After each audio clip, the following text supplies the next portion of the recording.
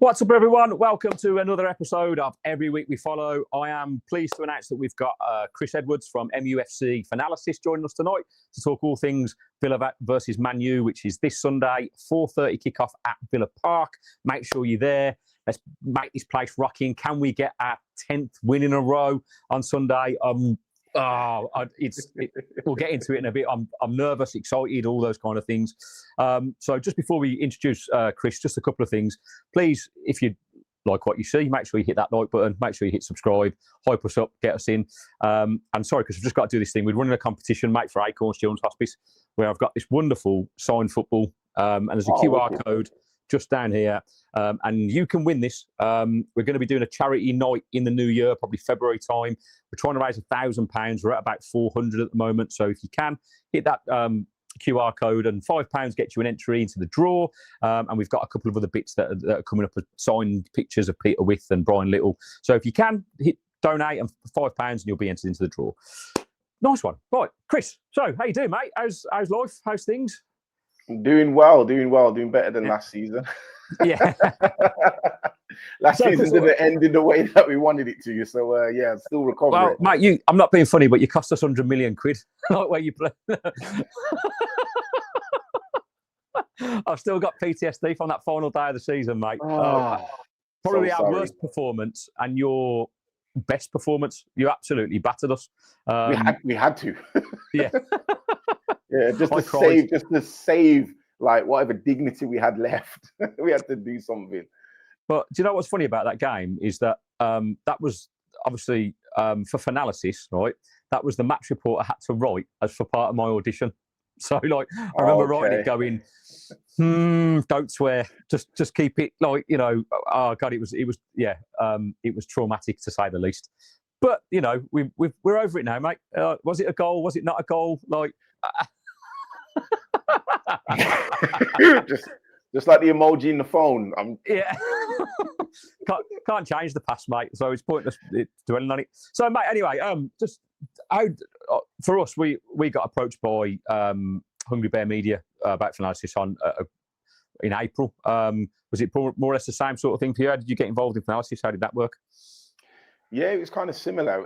We did. There's a group of us on Facebook, United Forever. Plug that on the channel. Yeah. Feel free to join, Villa fans. Yeah. Yeah. So a group of us that did another footballing event, like a commercial. Had Peter Crouch involved, Free Network down in London. So nice. Off the back of that, one of us found out about Hungry Bear Media, and then they let us know. And the four of us were on WhatsApp, so we all kind of went to audition. And then I had to go in there and just kind of go down to Manchester, go up to Manchester, audition. Yes, I am from Birmingham. I'm not a Manchester. Everyone's like, hold the phone. But we all know this. There's no Manchester United fans that live in Manchester. So yes, let us know I in am the a comments what you Brummie. think of that. I'm round the corner. Villa is my Midlands club, because my mum used to work there as well. Thank you, Mum. So mate, be nice to me, Villa fans. fans. Being horrible to you. Be nice to me, Villa fans. Listen, and if you lot could win the title this season, because we're not going to do it, and stop Arsenal, I would love nothing more. Mate, me too. It's written in the stars for Unai Emery just to kind of a big fat, like just to stick it to them. Yeah, stick it to Arsenal. It would be amazing, absolutely amazing. I will be out there if Villa win. Just know I'll be out there in my Manchester United top celebrating with Aston Villa. I will wear a flag and put it around my neck. Mate, I love it. Mate, you can come to the open top bus parade with me. We'll just go on and dance in the streets. I will come along, yes, and I will say yes. Proud Brummie that supports a Manchester-based club. But so I got in through that group, and then kind of just took off from there, and it went really, really fast. It was almost like after we did the audition, so I had to sit in a room with four other guys, sorry. Two of them are YouTubers, I won't name drop them. Yeah. Two of them are common folk like myself. And then we just had to ask loads of questions. There was a camera in our face, it was a panel, it felt like I was on X Factor. Yeah. And obviously I must have did something right, so I'm here. Yeah, mate. It's a similar story. I think it's a fantastic opportunity, isn't it? And for those of you that don't know what Fanalysis is, it's basically a football app where fans are driving the debate of football talk. We're hopefully going to have a launch date by this time next week. We've just had a message to say that Michael McIntyre wants to speak to us all about that. So hopefully you guys will have access to this app come the new year. I would have thought, and so people are kind of like, what's going on? Obviously, lots of people have been on Sky. You've been on Sky, haven't you, Chris? I think. Yeah, I was on Sky last month. Yeah. And so it's presenting opportunities that probably wouldn't have been there ordinarily. So we've just got to ride this wave and see where it takes us, right? So 100%.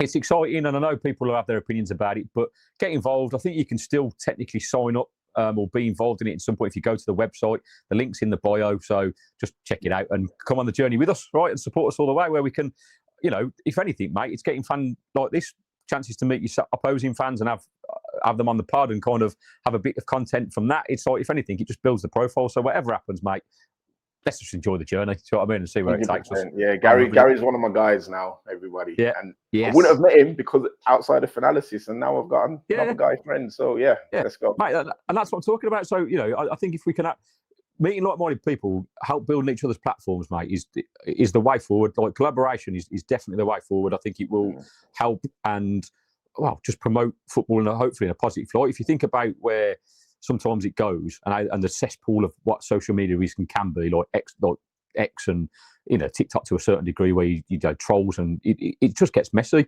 At least this sounds like it's going to be a platform where you can actually have some real debate. Do you know what I mean? And actually talk about points in the game and without being abused to the high heavens and told to go and do horrible things to yourself, which is some of the stuff that I've seen online. You know what I mean? So yeah, bring it on. Anyway, let's get into the game on Sunday, mate. So. Like I said at the start, for us, this is potentially we could get 10 wins in a row. And, everything about the current form of both teams says to me, Villa are favourites to win this game. However, for whatever reason, mate, like, you are our bogey team. We cannot beat you for love and the money, man. Like, it just, I think we've won twice at Old Trafford in the last 20 years. And in the last 5 seasons at Villa Park, we drew 3, lost 1 and won 1. So, like, I mean, last season was a classic example. I thought it was probably the worst Man United side I've seen ever in my lifetime. And the fact that we couldn't beat you and it cost us £100 million. I mean, it wasn't just that game, if I'm honest, because we had other games in the season that we probably should have won and didn't. But that was the golden ticket, mate, for me. And we just didn't get over the line. It was, like I say, traumatic. So for you, though, where are Man U at? Like, for you, what are you thinking about Sunday? Well, as you said, when we play Villa, the games are always exciting. Obviously, I've got like a hometown tug on that as well. But it's always been a decent game. I remember watching the games back in like the mid-2000s, Martin O'Neill Villa, where you had your Ashley Young, your John Carew, your Milan Baros, Larson, Baumann, Melbeck. See, I'm a Villa fan. See. Look at that. It's a Villa fan. So, I love that team. That team was brilliant. Yeah. So we always used to have like some great matches, even back then, all the way through to now. But for some reason, we can just always end up pulling out the win against you. I think, 5 wins in the last 6 games for us and 1 draw. So, but I will say the games are always pretty tight though, because it's only been like by a singular goal, like 3-2, 2-1, 1-0. Yeah. So it's never really like we're thrashing you recently anyway. In the last 5 games, Mate, so, I'm not gonna lie. I've got severe PTSD from Man United. Like, obviously, I'm getting into my 40s now, and so when Man United decided to go and just take over football in the 90s and in the early 90s, I was there to witness it all. And I think I've got about 3 highlights, I think, from playing Man United. One was at Villa Park in the year where Alan Hansen famously said that you'll never win anything with kids. And I think we won 3-1. And then you went on to win the league. And pipped us again. Yeah, keep the point. We'll take the trophy. We'll take the trophy, yeah. And then the 90, I think it was the opening Premier League season in 92 as well, where we were second to you guys. And it was all so close, nearly. And then you decided to take our best players. And I just had this hatred for Man United for a few years, to be honest. And it wasn't until the 99 European Cup final where that changed for me, because that season you were phenomenal. Like, some of the football you played, and I remember watching the Champions League go, and just it felt back in those days that European fixtures were like international football as well. It felt like, you know, England versus whoever. Like if it was that semi-final against Juventus, for instance, I was like, come on, and that was a Juventus team with Zidane and all that. Like, these are players that I massively loved. And to do what you did was just incredible, you know. And again, you know, against the Bayern Munich side that were dominating and actually dominated that game, and then to score to win the way you did, I was just, in that moment, it felt like England versus, it felt like winning the World Cup, mate. I was absolutely buzzing. So I've calmed down a little bit, and I've tried to let the hatred go, because, like, you know, it's just, it consumes you otherwise. And like, I love a nutter fighter, mate. I just want, like, so I've got to let it go. I'm over it now. I'm over it. And it just hasn't got any better. And I think we've, like I say, we won at Old Trafford in 2009 with a Bangladesh scored, and you've got a connection, I think. Yeah, because for those that you won't know, that Chris went to school with a Bangladesh. Went to school with Gabriel, and also he never used to like being called Gabby in school. So when I see him get called it now, I'm like, mate. So that's a little tidbit. That's a little tidbit secret for you all. I'm older than I look. Hopefully, I'm 37, so I'm 1 year beneath him. And I used to play football with him on the pitch. 10 year 9 Classico is what. Love that. El Clasico. That's good memories, man. Yeah, like, you know, and I mean, Gabby for us. I don't know. I think he had pace. I never really rated him, if I'm honest, mate. He was just a really quick player that kind of, when he didn't have to think about it, could score goals. But the moment he had to make any kind of decision, it just fell off like the cliff. Kind of similar to Rashford, I think. He's more instinctual. Because certain strikers are more methodical in the head, you know, like your Berbatovs, your Dennis Bergkamp. Probably not got the speed, the physical attributes, but then you get other players who are the other side of the coin, who are probably a bit more instinctual, where if they've got space and less time to think about what they need to do, and it's just acting on a reaction, they can actually just kill the team in regards to just pace, intensity, and then bang, goal, top corner. Yeah. Well, I think you've been a little bit harsh on Marcus Rashford, if I'm honest, because I think Rashford, from obviously watching him play when he played for us, you know, for half a season last year, just offers so much more than what Gabby did. But look, I mean, obviously Gabby was an all-time Premier League goal scorer for so long until Watkins finally took it off him. I was like, thank God, because like it's a big feat, you know. It's a big feat for him to do that, you know. So I am proud of him, because obviously, you know, as I said, you go to school with someone, you see him do football, because it came out of nowhere, really.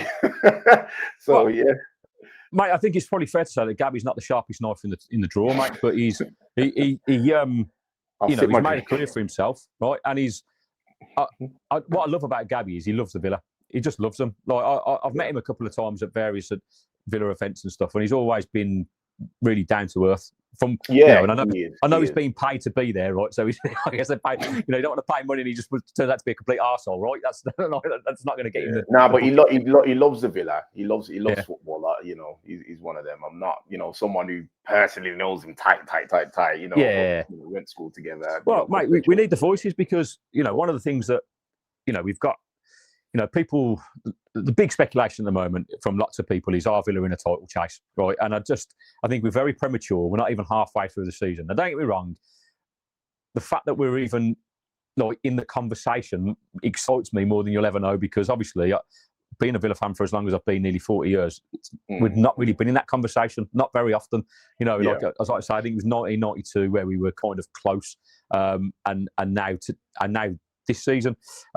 Long way to go, but for me, I'm just taking one game at a time, because when the fixtures came out and I saw our December fixtures, I was like, Jesus, on paper, that looks really hard. You know, starting at Brighton, Arsenal, away trip to Basel in the Europa League. Then, you know, we had Leeds away, like all these games coming thick and fast. I'm thinking, oh man, like where are we going to pick points up here? And then you end it with playing, you know, West Ham away. I said Leeds, wrong game. West Ham away, Man United at home, and then 2 fixtures, Chelsea and Arsenal, to finish off the calendar year. And I was like, oh man, we're not going to pick up any points in December. Like that's you know, right. But we've just hit every milestone. Like first 4 games, we've absolutely, like, not even playing well. We haven't played well. I can't sit here and say Villa were the best team in that game and we deserve to win. Like it was kind of, we've just had moments of quality. Like when we look at our start, where we couldn't score a goal, like it just, for me, it shows how brilliant Unai Emery is about, like, we had a lot of disruption in the summer, where Martinez was going to come to you guys, Watkins going to potentially leaving, Jacob Ramsey leaving. And we had Sancho off you, obviously, which was a lot of money, considering we were refusing to asking players to take pay cuts. And I think that disrupted our dressing room. And it looked like, I swear to God, in those first 5 games, I was like, we've down tools here. We don't, like, it looks like we've lost the dressing room. Like, and I was worried. I was really nervous. Like, and then all of a sudden, like, we've just, one thing we've done that we haven't done in so long is win games like dirty, like gritty, just grind them out, not play well, but defend stoutly, like, but then just take our chances. Something we haven't done. Like the fact that we've scored 10 goals outside the box, right, is something. Like if we'd have been talking about this last year, right, and we'd have been doing this, I'd have been saying we never shoot from outside the box. It's frustrating. Like we just kind of try and pass it out wide, get it across the box, and we just don't shoot from outside the area. And now this year, it's like we get a chance to shoot, and it's like bang, like we're just pinging them in the top corner from left, right, and centre.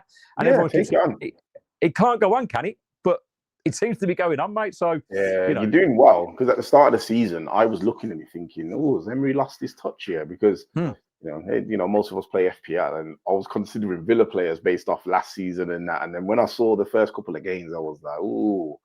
Said, I don't know what's going on here, man. Like, this player looks off. Rodgers doesn't look the same. I was just like, nah, what's going on? Then you got rid of Bailey as well. Yeah. And then Buendia, I think, was still not fully up and running. So I was just like, Villa don't really look like Villa. I think they're missing out on the 100K. as actually, I think that's done them. But now Emery's done really well to turn it around, and he's always been a class manager. I think always been a class above most managers that we got right now. And I think the team that you've got, I think you got some very good talented players. You got some good mix of experience, youth. Shame about Duran going, because I think that was a very, very good alternative to have as opposed to Watkins, and that was working really well. But well, mate, there's a fascinating bit in this book about Duran, right? It was Emery was for him and wanted to keep him, but he was the dressing room hated him. Like it was kind of because he just didn't play by the rules, mate. Like he'd just turn up when he wanted, like and he's like, well, I'm doing my job, and I'm scoring goals. Like he was just disruptive, I think, compared to what everyone else was doing. And I think it was a case of. We found out, I think it was January last year, that Arsenal were interested in Watkins, right? And that came out of the blue, really, because everyone was like, what? I remember that, because it wasn't even reported. It just suddenly one way, we've rejected a bid from Arsenal. And we're like, what? Like, it was literally such a shock. But then, obviously, Saudi came in for Duran for more money. And I think it was a kind of a case of, well, I'm going to back Watkins because of what he's done previously, and Duran's a liability in the dressing room. But it would have been interesting if we'd have kept Duran and sold Watkins, where we'd be, because I think Duran is just a bit of a natural goal scorer, if I'm honest. It's one of them, and it will never know. Because it is one of those conundrums, because you've got Watkins, he's got the the history in the Premier League, proven to a degree as a decent Premier League baller. He's like a Jared Bowen. He's very consistent, can do certain things for you. But he's older. Was he 29, 30? Yeah, he's 30. He'll be 30 so he's 30. And then you've got Duran, who's disruptive influence, younger, 21, I think he was, 22. Yeah. It's which one do you go with? If I'm being honest with you, after hearing that, I think you made the right decision. Yeah. I think you made the right decision. I think we have made the right decision. I think it's just a shame at the start of the season, I was like, where are our goals coming from? But all of a sudden, like certain players, like the resurgence of Remy Buendia, I just didn't see coming either. I thought he was toast, mate. I didn't rate him at all. And when he went on loan to Bayer Leverkusen, I was like, that's his career done at the Villa. Game over. He's not going to recover from that. And now he had an option to buy him and didn't initiate it. So it was kind of, he was rejected by Bayer Leverkusen. And you go, And then he came back for pre-season. And I went to 3 pre-season games. Mate, he was head and shoulders above everyone. I was like, he looks up for it. Like, he looks like he... And I know, at the time, I thought maybe he's just put himself in the shop window, because I was convinced he was going to be sold. And then Bailey left, obviously, and we got Evan Gassond. And I'm like, oh, what have we done here? I feel bad because I got on Bailey's case because he went off the cliff as well. He had a brilliant season in 23-24, looked unplayable, mate. He had like 8 goals, 10 assists, was superb, one of our players of the season. And I was expecting big things of him last year, and he just didn't deliver. And Emery tried to play him into form. Do you know what I mean? Like, he played like the first 14 games, no goals, no assists. Like, he just didn't look like it. Like, I don't know what happened. Confidence was low. He was just like not making the runs he was making. He wasn't making the decisions he was making previous season. So it felt like the right thing to do to kind of loan him out and bring in somebody, better. But Gesson's offered nothing going forward. And I'm like, bring back Liam Bailey. All is forgiven, mate. Because on his day, Bailey had it in his locker to turn a game on its head, And so we've, that imbalance like really shook us at the start. But like I say, we've bounced back with winning games grittily and like just having moments of quality. Like Morgan Rogers has been unplayable in the last 5 games. He's an absolute danger man, absolute beast of a human, and he's our biggest threat by far for me. And so we've got options, and I think the biggest thing is that it shows how good Emery is in developing players. If you look at Rogers' development and all that kind of stuff, I think any team in the Premier League, like you say, I said at the start when we had that poor start, I'd rather get rid of all our players, keep Emery and let him start again, because this guy knows what he's doing. He's a world-class coach, and it's if he can bring silverware this year, i.e. the league, I know that's fantasy land, right? Or at least the Europa League, which is doable, mate. Like, having watched the standard of football, the fact that you guys and Spurs got to the final last year and both had really poor hey. Mate, but that game was terrible. It was one of the worst finals I've ever seen. And there's no drop downs from the Champions League as well. So exactly, I would want you to win. I wanted you to win the cup last year, man. But Champions League, mate. The PSG game was so close. We were so close. You were brilliant in that game, and I just think, if you got past that, man, who knows? Who knows? Who knows? Yeah. I don't know. It's all this but to maybes, isn't it? But we're on a good run of form. Like I say, Sunday's game is one of those, mate, where I'm just, on paper, I'm like, we should win this game. Because we the form guide's better. We've, we look like we've got it together. Man U are still inconsistent. Like they've been slightly better. You've got players out this week that are, have gone off to AFCON, and and you've got suspensions and stuff like that. So you're missing 5 or 6 key players, and you go, for us, it should be a prime time to play you. But like I say, there's just something about this fixture. And I think it goes back to the 90s PTSD that's in around Villa Park. It's like, but it's Man United. And we can't beat Man United because they're just Man United. Do you know what I mean? I do feel like we're probably going to win, and I'm not... I can count on 2 fingers how many times I've said that this year, that I'm expecting us to win. But I don't know. I just think it just feels like one of those moments where the chips look down, the form looks down, and we just end up scumbagging it somehow. Yeah. But you're doing anyway, the 3 points come, I'll take them. Absolutely, mate. And the thing is, you're doing much better than you were last year. Do you know what I mean? Like, if you were to win this game, it takes you up to, I think, 28 points. Is that right? Or something like that? Yeah, but we should be... I'm going to get myself in trouble here.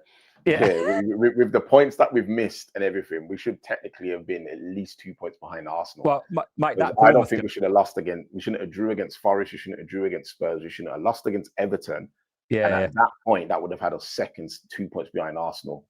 So I'm... And the Bournemouth game, mate, to come back and 4-3. Do you know what I mean? Like, not gonna lie, I celebrated that equalising goal because that would have taken you to within, I think, 3-4 points of us or something like that. And you go, if you'd have beat us, that means you're a point behind. Do you know what I mean? So it's close at the top. Yeah. But we can't afford... And my concern is that our bubble's got to burst at some point, right? Like we're not going to win every game between now and the end of the season, or maybe we will. I don't know, but it's unlikely. And so I am nervous about this one because if there's one game we're going to lose, it'll be that. I mean, like the form guide, we've only lost one game all season at Villa Park. It's one defeat in like 32 games or 34 games, I think, at Villa Park in a year. You go, fuck, it's a fortress now. It is a fortress, Villa Park. Teams don't just come and roll us over. We were superb against Arsenal a couple of weeks ago. And if we put in that level of performance against you guys, then we stand a great chance. So I'm really interested to see how you guys are going to set up. But we're going to take a little bit of a break from the football, mate, and we're going to come into that. We'll go into our predictions with lineups and scores, and I'm going to test your wonderful knowledge on Man United, mate. It's a bit of fun. Oh, it's our great. Hattrick I'm going to Quiz. flop me. You're not going to flop it, mate. I'm sure it's going to go swimmingly well. You're going to smash it all over the park, mate, and I'm going to go. You're going to get that hat-trick point. Now, there's no pressure on this or anything, mate, but there's only, like I say, there's 4 questions in total, right? And you've got, let's get this up. Oh, it's not working. Oh, come on. Oh, there we go. Notes. Right, there we go. We're good to go. Oh, I'm having a mare here. What's going on? No, that's all right.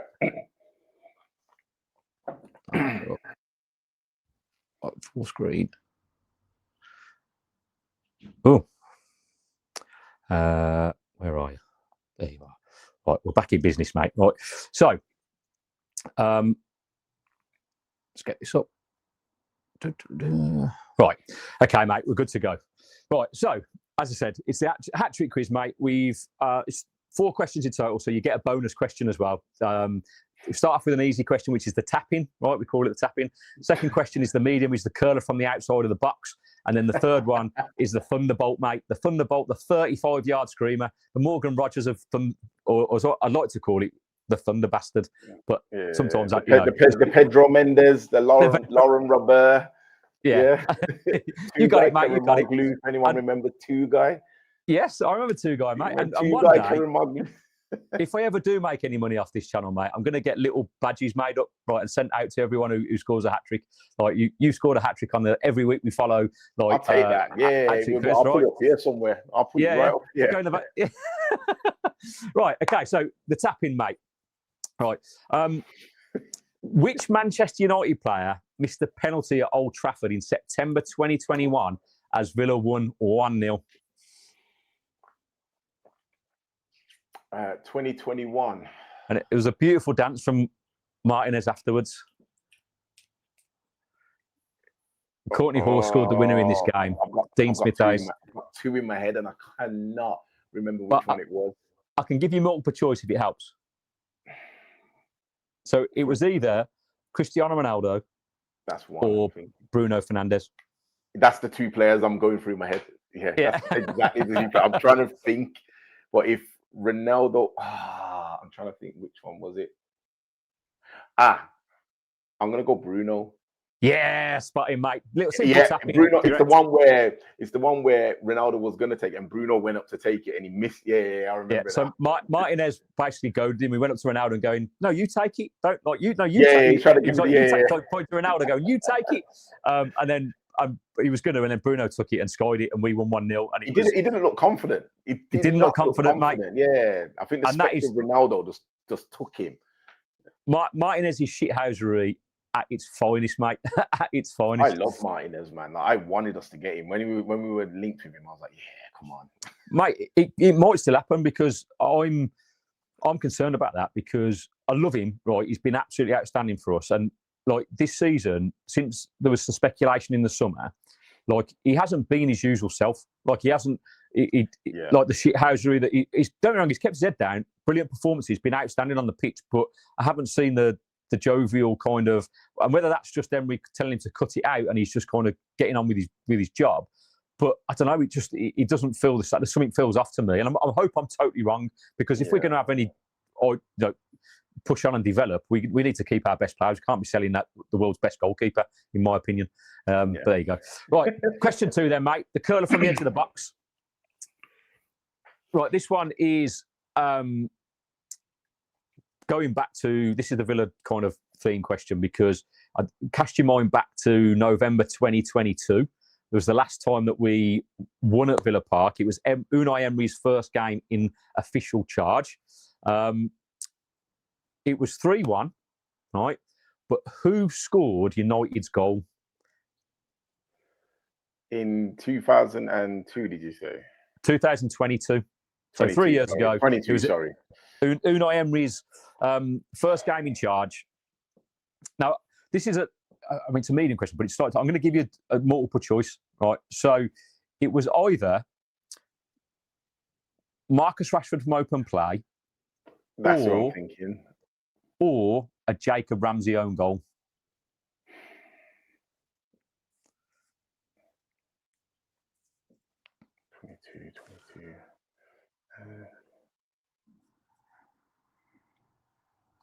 I'm sure there was a Ramsey own goal. I'm sure there was. All right, I'm gonna go. Should I go with the own goal? I feel like that was Rashford's season when he had his big form, wasn't it? I'll go with Rashford. Oh, mate, you should have gone with the own goal. No, my God! I was sure it was the Ramsey own goal. All right, yeah, cool. you were sure it was not, mate. But don't worry, because there's still 2 questions. You can still score your hat trick. Yeah, I need to get the hat trick. Right, here's the hard one, but maybe this should have been the medium one. I don't know. I think you'll get. Yeah, that was the hard one. Yeah, that was the hard one. Okay, so this is a thunder bastard from the edge of the area, mate. Come on. Who was the Man United manager when Villa won that game in 2021 at 1-0 when Bruno missed that penalty? I feel like this is a trick question, 2021. So same game, Bruno misses the penalty. Who was in charge at Man United in that game?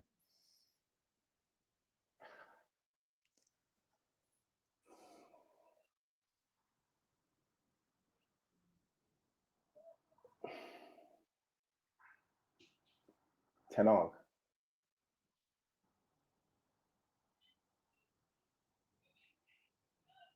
Have I missed a year? I think Ollie went before. Do you want multiple choice? I said Ten Hag because I'm sure Ollie went just before that, wasn't it? So it's either Mourinho or Solskjaer. Is it Solskjaer? It's Solskjaer. Yes, it's Solskjaer. It's Solskjaer. He's curled it into the top corner. It's got to be Solskjaer. Just a foul. It's a great finish, mate. I love it. Right, so the bonus question, mate. This is a bit of a stato one, so we'll see. Like I say, I can give you multiple choice again, right? So anyway, bonus question. This quiz, yeah. There's no pressure. This is for the perfect hat trick, mate. So you've scored right foot, left foot. This is the header to kind of the header, Peter Crouch. This is the header to get the perfect hat trick. Right. Since Sir Alex Ferguson retired in 2013, how many times have Manchester United won away at Villa Park in all competitions? Is it 1, 2, 3, or 4 times?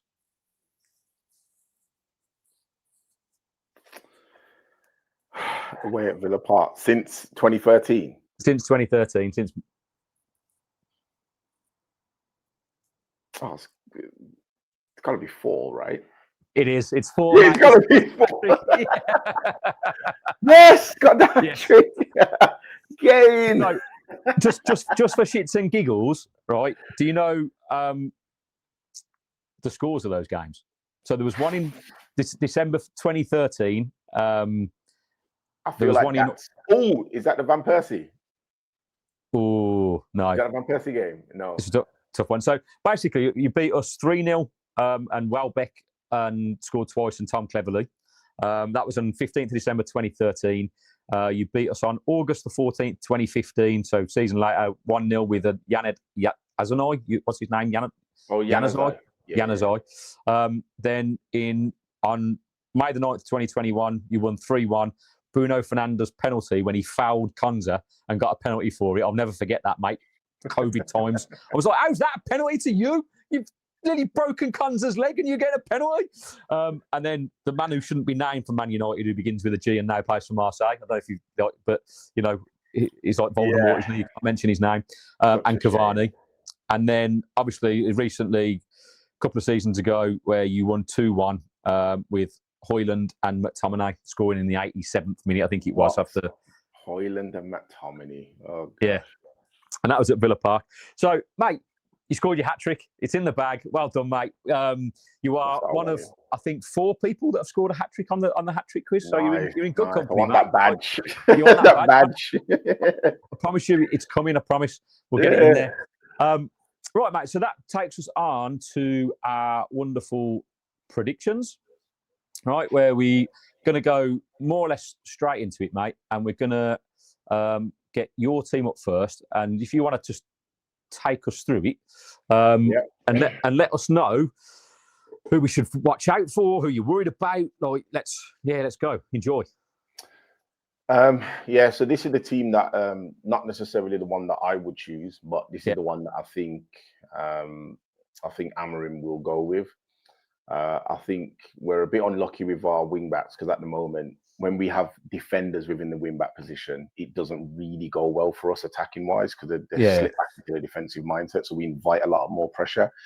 But hopefully Dorgu and Dalot can just keep the width for us and just stretch the pitch a little bit, man. So I'm just waiting for Amorim to do that because he always has them usually inverting and cutting in. So I think for Villa, we need to stretch the pitch and kind of disorient you a little bit in the middle. Yeah, he's going to go with Mason Mount. I think that's a dead certainty. He's going with Mason Mount. No shadow of resurgence, doubt. right? He's been playing loads. Brilliant the last few. Brilliant the last few games. Not the last game, the one before. I gave Bruno man of the match, only just pipping him, splitting hairs because he got more GA in that game. I'm not really someone who focuses too much on GA, but I had to split the hairs between them, and that was kind of it. 2 goals and an assist. Brilliant assist by Bruno as well. Yes. I think Bruno, as much as people are talking about Kobbie Mainoo and that situation, I think he will go with Ugarte and Bruno in the middle of the field. I think the stunt by Mainoo's brother, which I'm in complete disagreement with. Yeah, mate, that didn't look good, did it? Complete disagreement with. If I was there, I'd have been like, mate, what are you doing? Like, you just ruined your brother's aura rep. Do you think Mainoo had any idea that he was going to do that, or has he just done that off his own back? Do you think? I think, if I'm being honest, I think the brother's done that off his own back. He does. Mainoo doesn't strike me as the kind of character. I don't know him personally, but I can only go by what I see. And Amorim spoke about him training well, the way he's conducted himself when he's come on the other day in 29 minutes. He put in a better, almost as good as a defensive performance as what Bruno did in the middle of the pitch. In 29, in a third of the time, equal defensive contributions in regards to clearances, in regards to interceptions and such. So I think, that's hurt Kobbie Mainoo's rep, even though it's not him who's done it.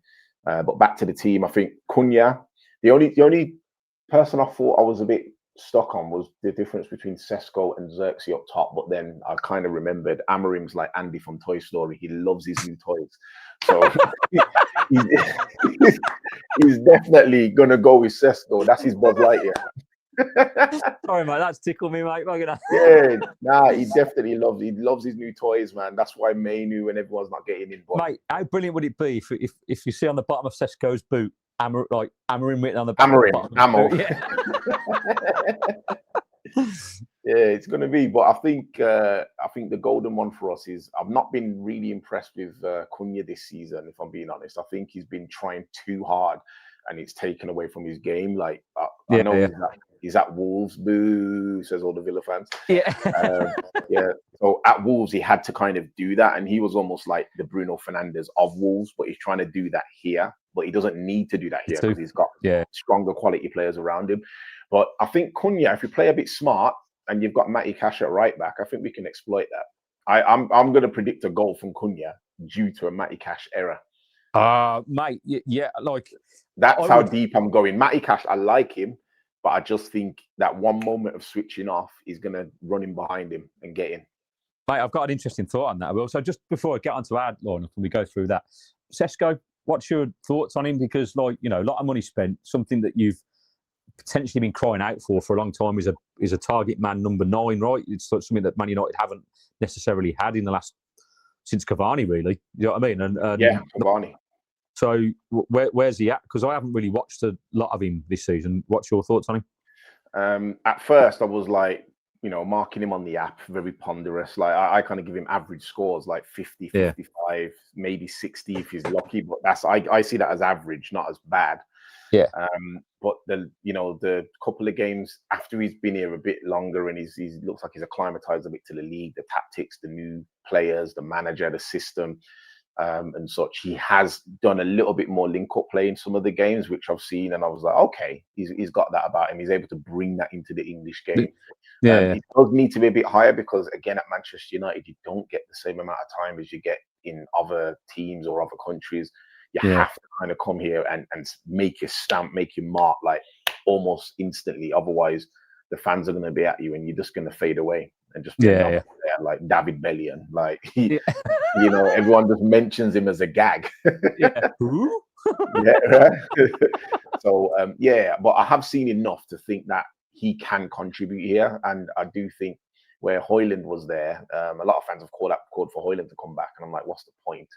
But he seems to have the fundamentals down, whereas someone like Højlund didn't necessarily seem to have that. I think he relied more on his physical attributes and dominating, whereas Sesko seems to have a bit more, footballing IQ that enables him to link up with the players that we've got. So he's on the right trajectory. It's not where I want it to be yet, but he's got a bit of time. Well, it makes me nervous, mate, because in fixtures like this, like Højlund hadn't scored for you, and then he played against us on Boxing Day, and we were 2-0 up, and he scores a hat-trick, and and so I'm just a bit nervous that suddenly Sesko's going to turn into prime bloody R9 and absolutely tear us apart. Like I've seen little snippets of Sesko where I think, there's something there. Like, you know what I mean? But like you say, maybe it's adapting to the Premier League and kind of getting used to the Man United expectation. I think it's massive, isn't it? Because there's such a cloud over Man United teams now because of the success that you've had previously, that it just makes it, if you don't hit the ground running and you don't have instant success, you're under pressure straight away. And that's the difference been for us. I think Emery's had time to build something over the last 4 seasons, whereas Amorim's just under the spotlight straight away. You can't keep doing it, can you? You can't keep chopping managers and players, and you've got at some point you've got to buy into something. So, have you got? Is there a segment on here about managers? Because I could spend half an hour on Amorim. Let's go through the Villa team, right? And we'll have a little bit of a chat about managers. Absolutely. So this is a Villa lineup, mate. It's not going to. The formation is what it is. We play the way that we play. I think it's a question. This is the day before. I haven't seen the team news. The big press conference tomorrow, so there's a couple of injury doubts. Like Pau Torres didn't play last week. I'm hoping. Same with Martinez, both out. But I'm hoping this week gap has had an opportunity to heal, and kind of hopefully they'll be part of that. Otherwise, it'll be Bizzot in goal and probably Lindelof in that place, which to face Man United, which don't get me wrong. Yes, Lindelof he had a good game against West Ham last week, mate. But he's slower than me. And I'm 46. He's genuinely slower than me. I thought Pau Torres was slow, but the moment you turn that guy towards his own goal, we are screwed. He's got nothing. I've watched every player that he's played in the games that he's played run past him like he's not even there. So that's a concern. So I'm hoping Torres is fit. But even if he's not, we've got. I'm hoping Maatsen plays this one because of his pace and power down that left-hand side. And whoever plays in front of him, whether that be Morgan Rogers, Buendia, that could change a little bit. And we'll get to that in a minute. But you mentioned just about Matty Cash, right? Now, Matty Cash is having the season of his life for the Villa, right? But in the first 5 games, mate, he was shocking. And I went in on him on Fanalysis, and I went on him on the pod because everyone's going, no, he's made a few mistakes, but he's been our most consistent player. But against better teams, mate, what he did at the start was, for whatever reason, he gets drawn into the middle, right? So whether he's been told to cover Konza or whoever's playing centre back, and so he takes that one step towards the centre half. But the moment you do that with a decent wide player, and if you've got a play, like Fulham did it against us and scored against us in the first minute, where they just pinged the crossfield ball to feet, and he was miles out of position. They got a corner from it and scored. And if he'd have been in position, he just headers the ball out, and it's kind of not a problem. But he just gets drawn into that play a little bit too much centrally, and it allows that little gap. And like you say, with Cunha, that pace, it's something that could be an issue. Having said that, in the last 5 or 6 games, this team with Onana, Kamara, or whether it's Tielemans, Kamara, whoever plays in that double pivot, mate, they've been outstanding because we've been protecting that back 4 so well, right? And kind of nullifying teams that could expose those gaps. And then you throw in McGinn. Like McGinn's wasted on the right hand side, if I'm honest, mate. That's not his favourite position. He needs to play centrally, but obviously he brings the grit and the determination and the work rate, so he'll just cover Matty Cash all day long. So it won't be Cunha one-on-one versus Cash. He'll have John McGinn breathing down his neck, trying to steamroll him, using that rock ass solid butt cheeks just to kind of crush you. Do you know what I mean?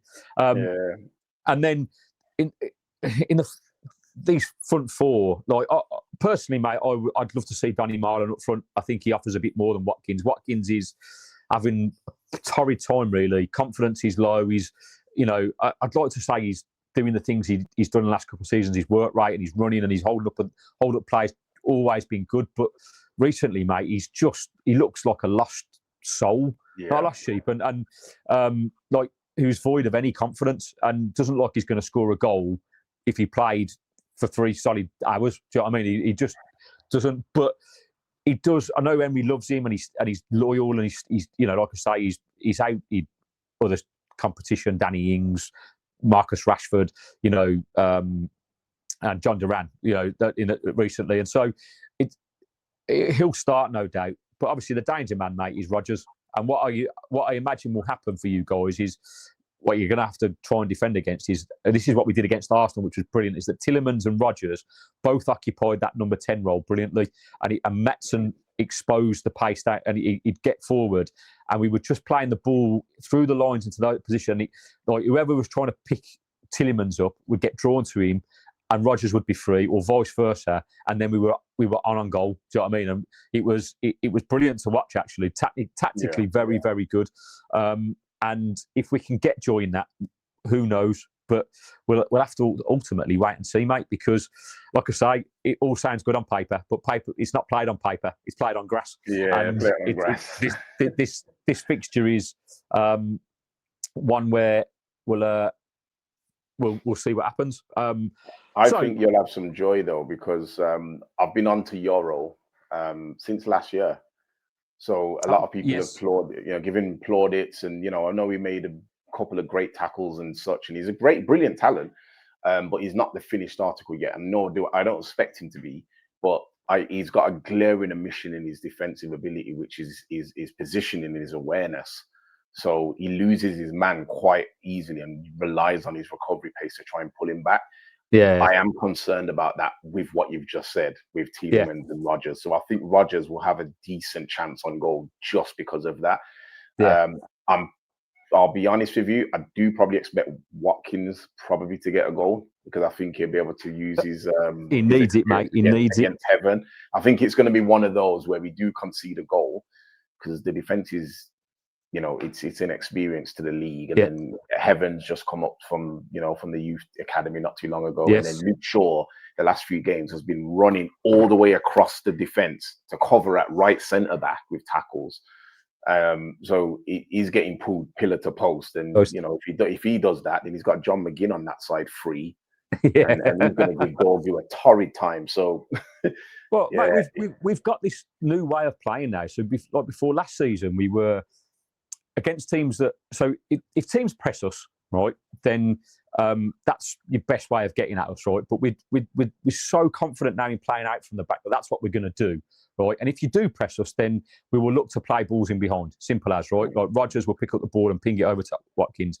If you sit back and play a low block, right, then we'll just force you back enough. And this is why we scored so many goals from outside the area, because Emery's worked that out. Like, okay, teams come and play a low block. Let's create that space on the edge of the area to get our shots away and just shoot on sight. It feels like the players have been told, you get within 20 yards, have a pop and see what happens. And obviously, they've all been flying in. Like it's all about law of averages, I guess. So it'd be interesting to see how you guys set up in the first kind of 10, 15 minutes against us, to see if you're going to play that high press, or are you going to go, okay, no, let's just keep it tight for the first 10, 15 minutes. And if we can, because ultimately, if you do play the low block well enough and prevent us from getting those shots away, then you can hit us on the counter-attack. And Pau Torres and Lindelof, whoever plays, they don't have that pace, mate, and you can definitely exploit that. That's definitely a weakness of ours. But like I say, once we get into our groove and that pivot works, like we protect that pretty well. And if this was at Old Trafford, I'd be even more nervous. But the fact that it's at Villa Park, it gives us a fighting chance. But I'm always nervous, mate, because like I said at the start, it's Man United, and we have this mental block where we just don't get it. So that brings us to score predictions, mate. Right, as the guest, you go first, mate. What are you saying? I'm dangling between 3-1, 2-1 Man United. Okay. I'm gonna go out on a limb. I'm gonna go 2-1. 2-1. That's cool. 2-1. Okay, I for the last few predictions, I've either gone 2-0 or 2-1. Right. but I'm going for a scrappy 1-0. Right, I think this will be a closer game than anyone's kind of envisaging. And I always have kind of two score lines because I have my head one, right? So my footballing brain goes 1-0 because we need to win the game, right? To really, if we are going to mount a title challenge, we need to win, right? That's because we've got to go away to Chelsea and Arsenal and just not lose. Do you know what I mean? Which I think we're capable of. Just go and get draws in those two games, and we'll be right in the mix. Like, do you know what I mean? And you start to believe then, right? Once you get past Christmas and you're halfway through the season, you're like, okay, we're hopefully you beat Arsenal. Yeah, well, hopefully you beat them, mate. Oh, the thing is, we've got a decent record at the Emirates, mate, and like we're their bogey side. I don't think they like playing against us. So, like, it's not beyond the realms of possibility. Obviously, I'd love to win one of those games. It'd be like heaven if we beat you guys. But so for me, the head goes just grind it out 1-0, like shut up shop, make it difficult. And my heart says that we win 2-1. That's my heart, but my head says just keep it sensible. Don't lose the game. Win it 1-0, keep a clean sheet, everyone's happy, right? And let's see what happens. But like I say, this could go the way of you easily, and it could be 2-1 Man United because, like I say, we've got this mental block against you guys. It drives me insane. Right, okay, mate. So let's finish the show because you said you wanted to. Let's talk about managers, right? Because you've had, I feel like we've got one of the world's best, right? And there's always been speculation about Unai Emery could go to Man United, and you've had. Let's face it. You've had some of the best managers in world football in the last 12 years since Ferguson retired. Maybe bar David Moyes. Maybe that was a mistake. But other than that, so talk to me about it. Like, where's it going wrong? Like, because it can't be the manager's fault, can it? Thoughts? I think it is. If I'm being honest, I think it is. You've probably seen on some of the Sky Sports stuff and whatever. I've been Amorim out since April Fool's Day. I've been Amorim out. I woke up on April Fool's and saw that he was still in the job. I thought it was a joke. But yeah, I'm not a fan just because I feel that every manager earns his coin within what they do within the 90 minutes of the game. And almost like for me, Amorim seems like he's playing FPL. He sets out his team, and in FPL you can't change it to the next game week. That's how he plays.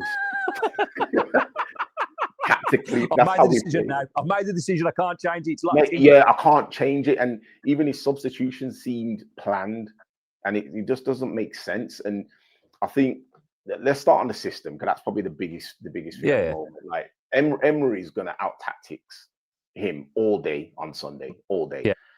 So my score prediction is going against that natural instinct to say Emery is going to do him over. But I just think we get to run the play, we'll probably win. But this 3 at the back, 4 in midfield, or 6, whatever, and then 1 up top, it isn't working. And part of it's because when you look at the players, only like 2 of them are playing in their primary position that they can actually play. Yeah. Borgu's not a left wing back, he's a left back. Luke Shaw's not naturally a left centre back, he's a left back. The only 2 players that are generally in their normal position is the goalkeeper, which shouldn't even count. and then it's the lid. And then obviously now Sesko's back. It's Sesko as a centre forward, but no one else is in their primary position. And Bumo, he got the results he did last year, but he wasn't playing as a right-sided 10. He was a wide forward, a la Salah and kind of Jared Bowen-like and Saka. And then Amad Diallo, he's got him playing left 10, and then he switches him to left wing back, and it's just you got to stop putting square pegs in round holes. And I think 100%. that is why we're getting some of the results that we're getting. Is because the players don't understand positionally what they're supposed to do and what the roles require, and then also the tactics. And I think even like his decision making against Everton, they went down to 10 men. Why have we got 3 centre backs against a team that's got 10 men? Yeah. Mate, I watched that game. It was bizarre. Against Chelsea went down to 10 men. They then took off Palmer and they then took off their outlet in Neto. Yeah. Played with 3 defenders, and I'm like, 3 centre back defenders against who? I said, there's no one there. It's a valid point, mate. It's a valid point. I'm just like, mate, you can clearly see that they've gone to a low block. So what we really need to do, and people might say, who are you, Chris? You don't know tactics and that. But when you're looking at the pitch from the TV screen, you can kind of see, sometimes a little bit more where the spaces are depending on the camera angle you get. Yeah, of course. And to me, it's like, as I said earlier, if you get the wing backs to just pin, like Pep Guardiola used to say at Barcelona, stay hugging that line to stretch the defense out. Then you can use your 10s and your midfield to kind of. But keeping 3 centre backs against those 2 teams, and then Grimsby, and I'm no disrespect to Grimsby, but it's League 2. It's a League 2 striker, and you've got 3 centre backs off playing. It's ludicrous. I just don't understand it. And then his substitutions, every single game out of his 5 subs, at least 2 or 3 of them is defensive. That's why I think we're towards the bottom for the most amount of goals that our substitutions have made. And it makes sense because most of them are defenders. Yeah. Like, I don't get why he's taking off Dallo, who just scored a goal in the game, and putting on Dorgu with like 5. What's the point? Yeah. I just didn't understand it. And then he first says, Kobbie Mainoo is meant to be, going up against Bruno for a position, and he can't play alongside him. And then he takes Casemiro off and puts Kobbie Mainoo on the pitch with Bruno. So it's like his man management is just terrible as well. So, read the room, kind of thing. Yeah, it's a thumbs down for me in man management, thumbs down for me in tactics, substitutions, even team selection at time as well. I just think he's not got it. And I really wanted him to, because I'm tired of going through all these managers. And yeah. You spoke about David Moyes. David Moyes comes 7 years too early, because if it was West Ham David Moyes, it would have been better. Yeah. Jose Mourinho come 5-6 years too late, because if it was immediately after Fergie, it would have worked out. Yes. Van Gaal came 110 years too late, because by that point, he's already 200 years old. So I just don't know what's going on. But yeah, I'm tired of changing managers. But so this one, I just don't think he's the right guy. I just don't. So who is the right guy for Man United? Who would you have if you could pick anyone? Don't say Emery. Listen, Glasner, Emery, Iraola, even Thomas Frank would have been better than him. Yeah. And a lot of people laugh at that, and I'm like, mate, you know what we need to do? There's a saying, prem-proven players. I think sometimes you might look at prem-proven managers and look at the managers that are doing well in the league. Yeah. Not a la David Moyes, because that was almost like nepotism. That was almost like it was always going to be. He didn't. Yeah, I never thought that he should have made that move anyway. But with some of those managers I've mentioned, they've got the bones and the minerals. You can kind of see it that they could do a decent job. And I think it starts off by putting the players in the positions they are primarily, kind of focused on and learn. But we've seen him go back on his laurels. He's in panic mode now, because now he's gone to a 4-3-3 in the last game. Yeah, and I'm just like, mate, I thought you were sticking to your system, so you've thrown that out the window now. So, and then you threw Kobbie Mainoo on for 30 odd minutes, where usually we're giving him micro. He was on the not as long as my microwave chips, mate. Like, I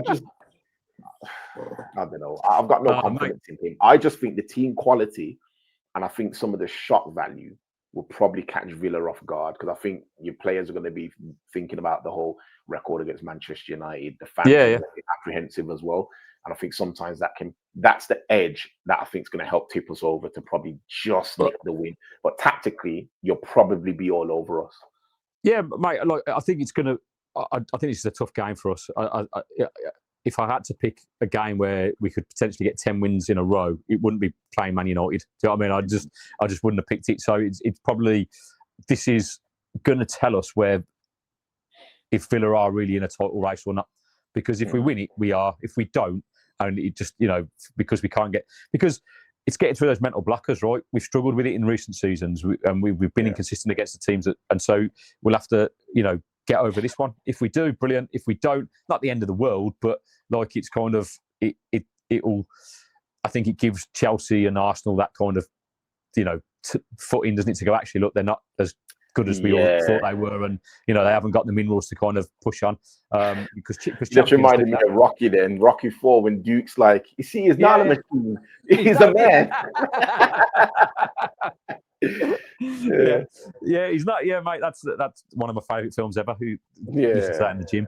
Right, mate, I'm going to call it there. So thank you so much for coming on, Chris. It's been a blast talking to you. I've had a load of fun, mate. I hope you enjoyed it too. Yeah, loved it. Please go and check Chris out. I'm going to list all his socials in the description. Chris at MUFC Fanalysis. Go and like him and support him and follow him and all that kind of stuff. He's a Brummy lad, so we love him. I'm one of you. Yeah, he's one of us. In Aston. My mum works at Aston Villa ground as well. So yeah, he's connected. He loves us really. Yeah. So Chris, mate, like I say, we'll do it again, mate. Hopefully for the return fixture when we come to Old Trafford, like, get you on and we'll do it again. So yeah, mate, just stay on for a little bit afterwards, so I can say a proper goodbye off air. Yeah. But until next time, peeps, tune in. Thanks for tuning in. Sorry, hit that like and subscribe button, and we'll see you on the next one. And as always, every week we follow the boys in Claret and Blue. Peace.